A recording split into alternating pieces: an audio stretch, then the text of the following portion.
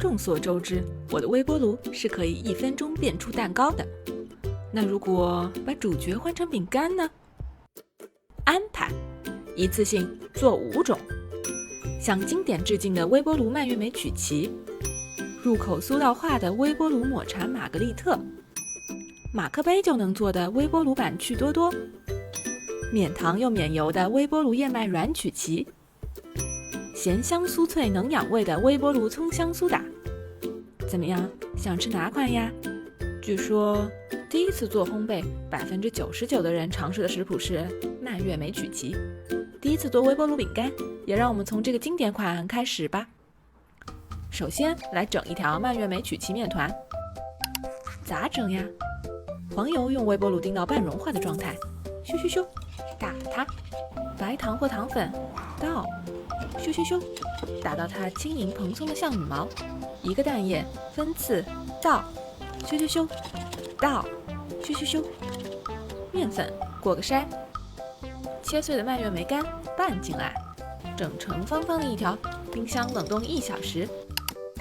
切片，微波炉伺候。率先登场的4位选手在本次微波炉饼干实验中英勇献身。缩短时间再来，这回就令人满意多了。左边80%的火力，正反面各30秒，饼干熟得刚刚好，晾凉后是沙绵绵的口感。右边100%的火力，正反面各30秒，饼干熟得更透，中间看着微焦，但吃起来更加喷香酥脆。和烤箱不同，微波炉是从中心开始加热，加热的数量、摆放的位置都会影响加热时间长短和受热均匀程度。最好不要贪心，像这样一次性放太多。更建议拿个圆盘垫层油纸，每次加热5到7块，用100%的火力，正面1分钟，反面30秒。酸甜酥脆的蔓越莓曲奇，这个烘焙界基石一般的存在，被我用微波炉攻克啦！还有其他几款会持续更新，记得关注我的主页呀。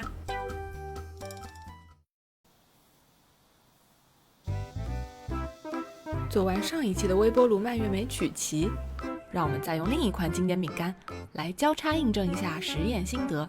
黄油还是叮到半化，咻咻咻，加糖粉，咻咻咻，所有粉粉混合过筛，再把蛋蛋和黄黄碾压进来，捏1小撮海盐提升风味，揉成大绿团，再分成10克左右的小绿团，拿盘子铺油纸召唤7颗绿珠珠，伸出你的大拇指，跟我一起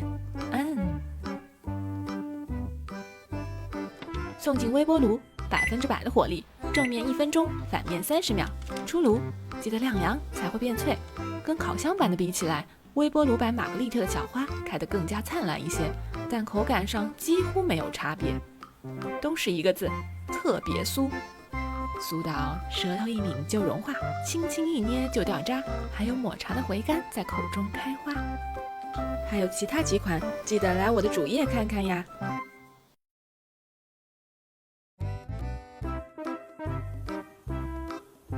做完了前2期的微波炉蔓越莓曲奇和玛格丽特之后，估计有人要说了，可是这个做起来还是有点麻烦的呀。那就表演个只要洗1只杯子的微波炉马克杯趣多多。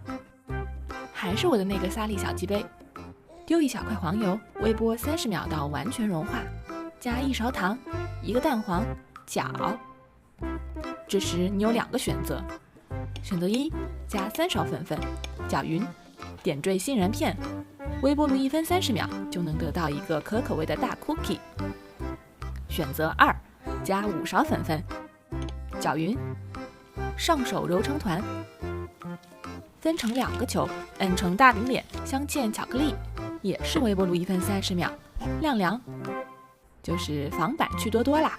这一款的口感脆脆的，吃起来蛋香浓郁，配上巧克力豆，风味十足。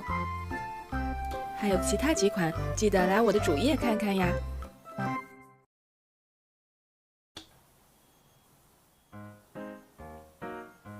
上期做了微波炉马克杯趣多多，可能有人要报警啦！警告警告，热量致死，减脂劝退。嗨，别走呀！我再教你个不用糖、不用油、不用秤的微波炉燕麦软曲奇。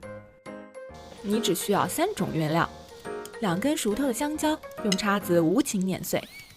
再次找出2米的杯子，倒2盒快熟燕麦片，半盒巧克力豆，你也可以替换成任何你喜欢的坚果，搅成粘稠的伪面团。㧟1小勺，怼上油脂，用手轻轻按扁，整圆。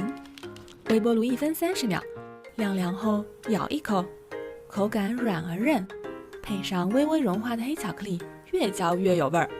香嘛，肯定是比不上黄油的香，但你都减脂期了，还要啥自行车呀？还有其他几款，记得来我的主页看看呀。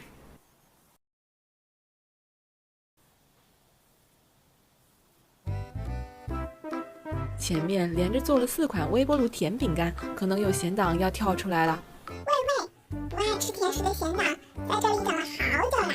好嘞，第5款，做个咸香酥脆的微波炉葱香苏打饼干。70克牛奶用微波炉叮到温热，倒2克酵母，搅啊搅。150克面粉，加2克盐，1克巧苏打，30克玉米油，10克葱花，搅啊搅。倒入牛奶酵母水，搅啊搅。再上手揉揉揉成光滑的面团，盖上保鲜膜，醒发20分钟。取出面团，拍扁，尽你所能擀成薄薄的长方形，去掉边，切小块，拿叉子，享受解压时刻。同样的油脂操作，送进微波炉，正面1分钟，反面30秒，出炉晾凉。微波炉苏打饼干，香脆度是够啦，但这硬度嘛，稍微有点练牙口。如果你喜欢这种更松软的口感，不妨试试用平底锅。研究至此，我好像发现了另一个做饼干的神器。所以，有人想要看我研究平底锅饼干吗？还有其他几款，记得来我的主页看看呀。来，用你的直觉告诉我，发明冰淇淋的国家是以下哪一个啊？哼哼，看它像个西洋货，其实呀，他爷爷的爷爷的爷爷诞生在1000年前的中国。喏，壁画里侍女们捧着的这货名叫苏珊，就是古代版的哈根达斯，只有上流人士才能享用。今天我决定上流一把，来挑战还原这道失传1000年的冰品。据说1000年前的严冬，这道苏珊要用女子的纤纤玉手，素手凌厉而象起，玄冬合户而体成。1000年后的盛夏，我有手有蜜有冰窖，只是这酥，它究竟是个什么酥？翻遍古籍，查遍知网，找到了！中国古代农牧业巨著《齐民要术》记载过这样一个烹酥法，大概就是用一根木耙子反复拍打牛奶，让奶中的脂肪分离出来，再过冷水低温凝结成块。看来要还原酥，我得解决2个问题。问题1，生牛乳搞不到，超市里买到的鲜奶都是经过均质的巴氏杀菌奶，没关系，现代还有乳脂含量更高的淡奶油，选它。问题2，木耙子不会做，没关系，反正是拍打牛奶嘛，现代还有更高效的工具。来，倒奶油，打，大概1-2分钟之后就可以裱花了。这还不够，我要追求更极致的状态，继续打，打到水分析出，水油分离。我还有更高效的工具，再打1分钟，够极致了吧？凝结成块的小渣渣就是我要的酥啦。沥干水分，再到冷水里搓个澡，捞出来整形，入冰窖定个型。黄油，不，酥就做好啦。下面要进入关键环节，滴酥。取酥1块，温至半化，入蜜糖，略搅拌，盘底垫冰，尝试传说中的素手凌厉。一定是现代老母亲的沧桑之手跟古代女子的纤纤玉手差距太大。要是在古代做成这样，我大概会被拉出去砍了。像不像一个融化了的蛋蛋？象征性的抢救一下吧。苏珊下个小雪，装饰2朵小花，尝一口。咦，本以为是生啃黄油，没想到是入口即化的奶香伴着蜜香，意外的还不错呢。但这次是真的热量爆表啊！这果然是以丰腴为美的唐代美食呀，还是得再琢磨琢磨，搞个既符合古时精髓又适合现代口味的版本。就在一筹莫展的时候，美食区大佬黑猫大大的更新又为我重新注入灵感。这货应该就是古代的奶酪。好的，我懂了，把酥诠释成奶酪，听上去既合理又好吃。来一升牛奶，这次我们不打它，我们酸它。加热到70度，关火，一个柠檬挤汁，倒入，轻拌，静置，1刻钟后滤出水分，亦可压上重物，放入冰窖，沥得更干。一份乳香四溢、干吃不腻的酥就做好了。冰的底座也可以换成可可爱爱的现代小牛奶。把它们装进袋子，挤出空气。为什么漏了？挤出空气，冷冻变硬，拿出擀面杖，敲打它，碾压它。第1回合，取酥1块，添适量奶和蜜，搅打顺滑。取盘，以沙冰塑小山，将酥缓缓滴淋。这个酥也太没存在感了吧！拖出去。第2回合，据说古人还会用贵妃红或者梅黛青染出红色或绿色的酥山，那我也用点抹茶粉给它加点绿。酥山山体滑坡啦，拖出去。第3回合，取酥1块，不加奶，只加蜜，搅打顺滑。取盘，用沙冰塑成半山状，再拿出现代化低酥工具裱花带。这是酥山还是酥坡呀？拖出去。刀下留人，让我再用仙气抢救一下。再点缀鲜花和樱桃，配成大唐初夏时的另一道人气甜品干酪及樱桃。似腻还成爽，如凝又似飘。玉米盘底碎，雪像日冰消。古人的低酥技艺大概相当于今天翻糖工艺一样的存在。要想还原1000年前失传的手艺，肯定并非这样的小打小闹就能完成。但汲取古人的智慧，融入惊人的创新，我还是意外地收获了一堆半成品。第1种酥就是自制黄油，可以用它做上一期的微波炉饼干。第2种酥则是自制奶酪，可以用它做上期的微波炉芝士蛋糕。另外还能获得一大盆乳清，用它做出来的面包松软细腻，能拉丝。哦，对了，旺仔牛奶冰也是真的简单好吃呀。你问我为啥要研究古代冰淇淋，是为了有手就能做的冰淇淋做点背景研究啦。下一期想看懒人冰淇淋的请扣1，想看低卡冰淇淋的请扣2，全都想看那就长按点赞。贝果，做懒人冰淇淋吧，我的眼睛可以学。我蘸低脂冰淇淋，懒人嘛，肯定直接买更方便呀。博爱如我，决定只用1种食材，就为你们变出双重功效的懒人低脂冰淇淋。这是啥食材呢？给你3秒，猜猜看。来，让我家仔仔告诉你答案吧。banana。嘿嘿，是这个 banana。这2根平平无奇、满脸黑斑的香蕉，待会儿会变成这样。再给它点颜色，就会变成这样、这样和这样。怎么变的？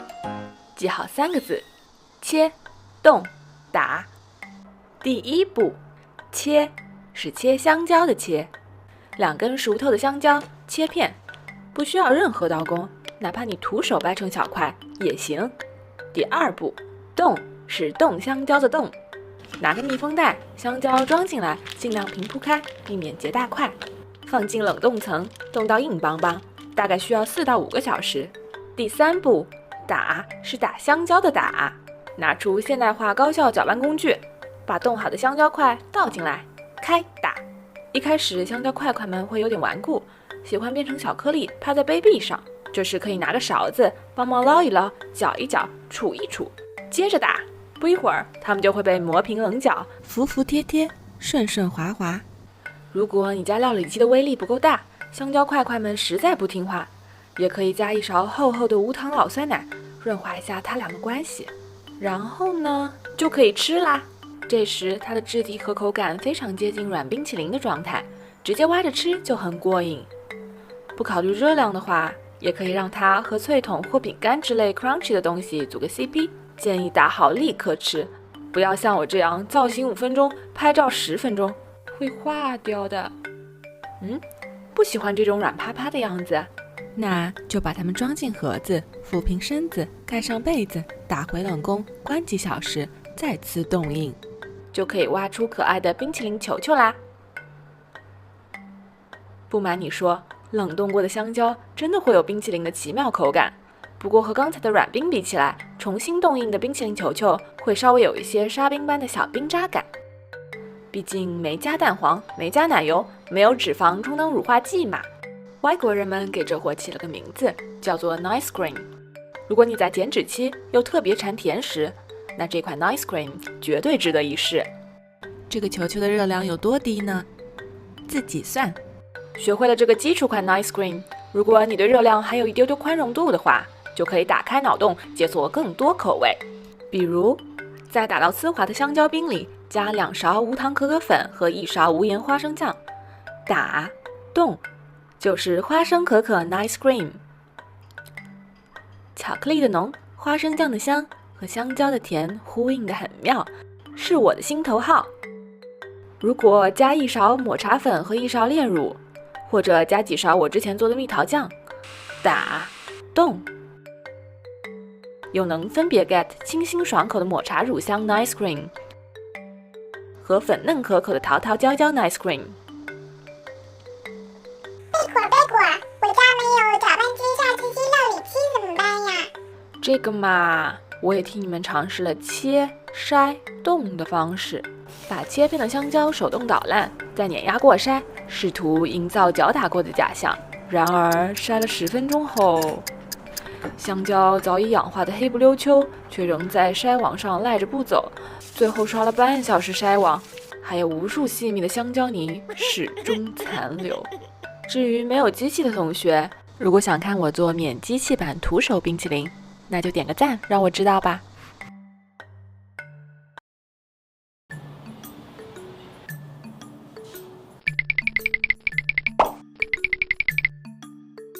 嗨，我是一颗蛋蛋，怪我天生丽质太过美味，所以你们蒸我、煮我、煎我、炒我。今天有个人还要把我送进微波炉。哎，等等，不是这样送啊，不然分分钟微波炉炸弹警告。想用微波炉做水波蛋的话，还是得脱掉它的外套，备完水给它洗个澡。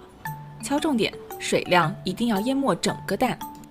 这样就可以用温水煮青蛙的方式，让水分子给它均匀加热。还是不放心的话，也可以拿根牙签在蛋黄上扎点小孔，微波之前扣个帽子，来个双重保护。我家700瓦微波炉100%的火力转了1分30秒，拿出来倒掉水，就得到一个乖巧呆萌的荷包蛋。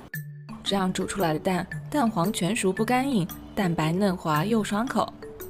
那想要吃溏心蛋，是不是少加热一会儿就行了？并不是，加热1分钟的水波蛋很可能长这样。蛋黄虽然能流心，可蛋白根本不成型，一不小心它就溜走了。因为蛋黄的凝固点比蛋白低，而微波炉又是从中心开始加热，往往是蛋黄比蛋白先熟。不过如果在最开始用一小撮盐让蛋白变个性，事情就不一样了。喏，这是凉水加盐，微波炉100%的火力，1分50秒煮的蛋，铺在酒酿枸杞里，就是一份完美的养生酒酿蛋。这是开水加盐，80%的火力，1分30秒煮的蛋，垫上欧包和牛油果，撒点黑胡椒，就是一份网红 brunch 套餐。我超爱这样软糯糯的溏心蛋，要是你喜欢更流心的口感，可以把加热时间缩短10到20秒。后续还有2款微波炉蛋料理，记得持续关注我呀。看完上次的微波炉水煮蛋，你是不是也想看微波炉表演炒鸡蛋？这回我们需要2个碗 ，A 碗里放1小块黄油，微波30秒融化它。B 碗里磕1个鸡蛋，放2勺牛奶，加一捏捏盐，用筷子打散。取出 A 碗转一转，让黄油均匀地沾一圈，再把 B 碗的蛋液倒进来。先用100%的火力微波30秒，拿出来一顿搅。接着再用50%的火力微波20秒，拿出来再一顿搅。然后就尽快装盘享用吧，防止碗的余温继续加热它。来，这是今天的第2份 brunch 套餐。看着滑嫩嫩、绵密密、金灿灿的美式炒蛋呀！还有2款微波炉蛋料理，记得来我的主页看看呀。做完煮蛋和炒蛋，再教你们一个炖蛋，或者用好听一点的名字叫焦糖鸡蛋布丁。再次记住我的小鸡马克杯，拿喝汤的勺子加1勺白糖和小半勺水，稍微搅匀后放微波炉100%的火力加热2分钟，得到一份咕嘟咕嘟的深褐色液体。趁热滋啦浇1勺水，再搅匀，微波炉焦糖液就完成啦。哦对了，千万用杯壁厚一点的马克杯，不然……另取1个碗，磕1个蛋，加1大勺糖，搅匀。用2米杯量120毫升牛奶，再次搅匀，或筛到杯子里。微波炉80%的火力，每加热30秒观察一下，如果看到布丁液咕嘟咕嘟膨胀了，就立马住手，再焖上一会儿，用余温加热，稍微晾凉后放入冰箱冷藏隔夜。取出来，扣个盘，倒个立，稍微的晃一晃，它就会扑通一声摔下来。这一只我加热了2分钟，表面基本凝固了，其实有点过了头，内部的气孔比较大，吃起来也会韧一些。另一只我加热了1分30秒，表面还是半流动的状态，成品更加嫩滑，内部组织也更加细腻，但都还不是完美状态。你们可以尝试一下更低的火力，更长的时间，等你们的完美作业啦。最后我承认，其实这一期本来是要研究微波炉蛋挞的，结果呢，先用普通模式加热，得到了这样的坨坨。满心期待的想试试从来没用过的烧烤模式，可是还没加热1分钟，就焦味刺鼻，浓烟滚滚，吓得我差点夺门而逃。后来上网一查，据说是因为我的微波炉太脏了。所以有人知道应该怎么清洗微波炉吗？还有2款微波炉蛋料理，记得来我的主页看看呀。前几天我收到这样一条私信：贝果儿，微波炉能做月饼吗？美的的月饼，它要卖这个价，真是让人心疼又肉疼。好的，那么这个中秋就让我来迎接挑战，来做个微波炉低卡徒手兔兔月饼。喏，是芋泥金沙馅的，它热量只有普通月饼的1半。模具也不用买，1根筷子、1根牙签就能搞定。先来解决第1个难点，减热量。月饼嘛，无非就是饼皮加馅料加夹心，比如馅料就可以来个无油粗粮内馅，芋头和紫薯按大概4:1的比例切片，倒点水，盖打湿的厨房纸巾，微波炉高火8分钟左右叮熟，中间记得拿出来翻动1次。出炉后加点牛奶和一丢丢炼乳滋润一下，再用叉子碾压它们，也可以选个更加趁手的工具，搅得更加细腻。贴着表面盖1层保鲜膜，放进冰箱凉快一会儿。同理，也可以把粗粮换成红薯、南瓜、土豆或者山药，按同样的手法就可以得到另一种口味的无油粗粮内馅。接着来做夹心部分，这部分的思路就是把传统月饼里蛋黄的脂肪稀释一下，1份分成8份用，将咸蛋黄稍微捣碎过筛，加10克脱脂奶粉，10克低脂牛奶，再搞1片低脂芝士，撕小块丢进来，微波炉高火叮30秒，搅匀后低卡蛋黄流心就搞好了。如果懒得买蛋黄，也可以直接来一包无糖黑芝麻糊，加点热牛奶，调得浓稠一些，就是一份无糖芝麻流心。最后是饼皮部分，常见的月饼一般有广式皮、油酥皮、冰皮和桃山皮。广式皮和油酥皮油量爆表，桃山皮做起来又特别耗时，所以我选择跟着我们的妈妈来做一个冰皮。屏幕上的所有材料倒进大碗，搅拌均匀。蒸的部分就用微波炉代替，可以节省一大半时间。高火每定1分钟，拿出来搅一搅，大概3到4次之后，就能得到这样微微透明、黏黏糯糯的状态。趁热丢25克黄油进去，晾晾它的时候，弄点糯米粉，微波炉1分钟叮熟，待会儿的手粉就做好了。等到面团不烫手后，戴上手套揉它。揉好的面团白白嫩嫩、柔柔滑滑，比我家宝宝的脸还好捏。接着把这个面团大致掐成3份，给其中2份一点颜色瞧瞧。用洗衣服的手法很快就能搓匀了。把冰皮分成25克每个的小剂子，粗粮内馅儿分成20克每个的小剂子。接下来就要攻克第2个难点了，面模具。来2颗不同颜色的冰皮球，搓成等长，切成2半，取一半搓圆，隔保鲜膜擀成薄片。1颗芋泥球捏扁，窝成小碗状，㧟1勺低卡金沙酱，包起来，再包起来，完成套娃步骤。接着拿出1根筷子、1根牙签或者一把小刀，其实呢，就是借鉴了和果子的简易做法，用这几样工具代替了三角棒和橘针。第1种花型，表面沾点薯粉，用筷子的屁股在中心戳个小坑，再用小刀背或者牙签沿着四周均匀地按出一圈纹路，揪点小面团，点缀小花蕊，哒哒。第2种花型，在第1种的基础上，再用筷子尖尖沿着每个花瓣这么一戳一推，再点缀小花蕊，哒哒。第3种花型，直接用保鲜膜把整个月饼从下往上裹起来，头顶用力拧一拧，松开来就会有自然漂亮的褶子啦。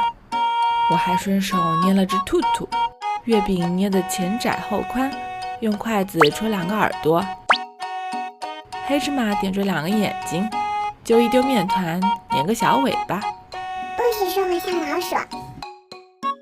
终于到了品尝环节，先切一朵发发来瞧瞧，这切面，这爆浆，这拉丝，冰皮软软糯糯，嚼几下就能在口中化开。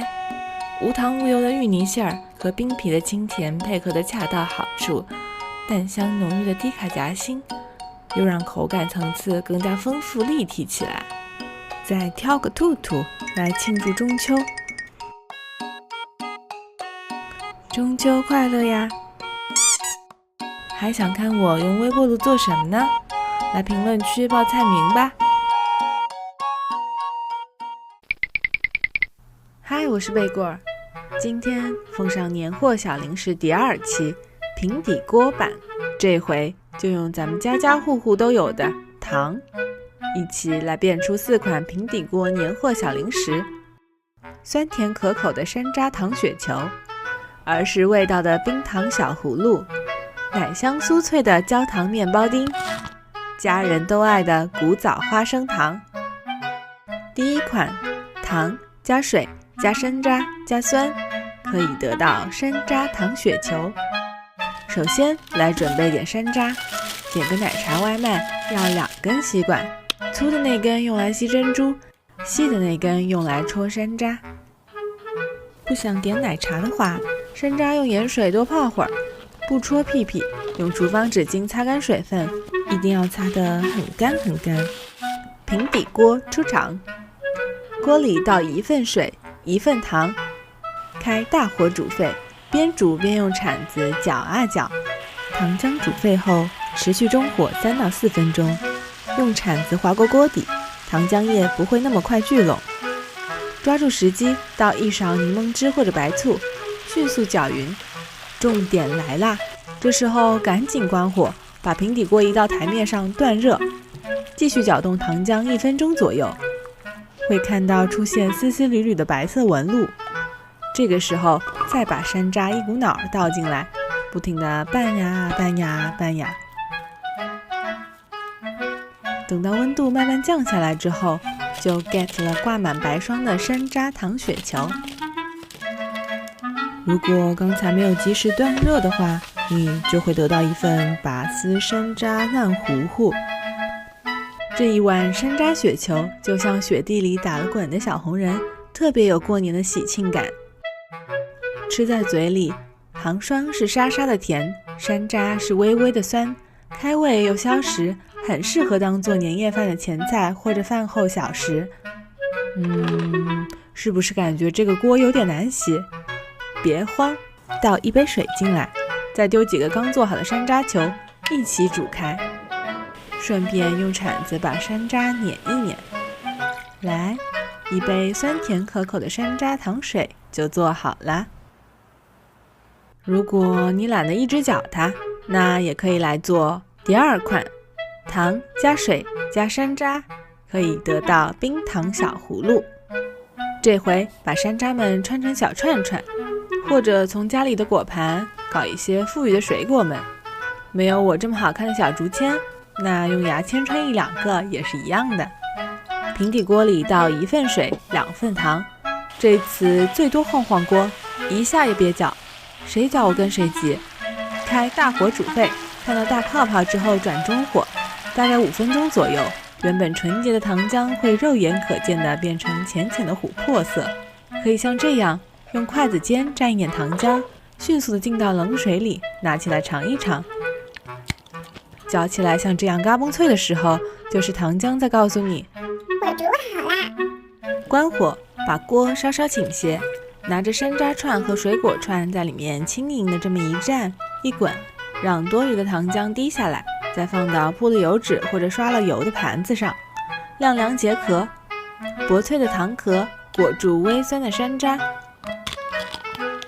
咔吱一口，感觉童年的记忆开关好像被打开了。只要学会了这个糖浆的做法，万物皆可冰糖葫芦。糖浆别浪费，让我们来做第3款，糖加水加黄油加牛奶加面包，可以得到焦糖面包丁。我刚才大概滚了10串糖葫芦，就往锅里剩下的糖浆中丢了30克黄油，重新开火加热融化，再呲啦一下倒进50克牛奶，迅速搅匀，就轻松 get 了一份奶香焦糖酱。接着倒进面包丁。对了，这个面包丁也是我提前用平底锅准备好的。3、4片吐司切成小块，平底锅不用放油，面包丁直接倒进去，翻、炒、搅，直到水分蒸发，个头变小，干干脆脆，就可以出锅备用啦。均匀裹上焦糖液的面包丁，出锅后转到油纸上，摊开晾凉，就是香甜酥脆的焦糖面包丁。随着咔吱的声响，焦糖的甜，黄油的香在口中迸开，酥酥脆脆，开年必备。最后一款的公式最简单，糖加花生可以得到花生糖。平底锅不放油，花生直接倒进去，中火翻炒，直到花生爆皮，用手指轻轻一捻就能把红色外衣脱下来，放到盘子里晾凉，再大批量的搓掉它们的外套。平底锅再次登场，这次只倒糖不加水，开中大火翻炒它。随着温度的升高，糖会被直接炒化，没有出现太多泡泡，而是直接变成琥珀色的糖浆，还是用刚才的滴水鉴别法。嘎嘣脆了。去皮好的花生米一股脑倒进来，转小火翻炒，让花生与糖浆如胶似漆的粘在一起，转到油纸上，借助一个有棱角的模具，一支擀面杖，或者直接用你的双手捏个方形。稍稍晾凉后就得抓紧切块啦。只要2种材料就能做的花生糖，是小时候过年时我在奶奶家最常吃到的零食。吃完这颗花生糖，新的一年一定会有好事发生。这个新年祝你甜甜，看完甜的还想来点咸的吗？我是贝果儿，下期微波炉小零食见。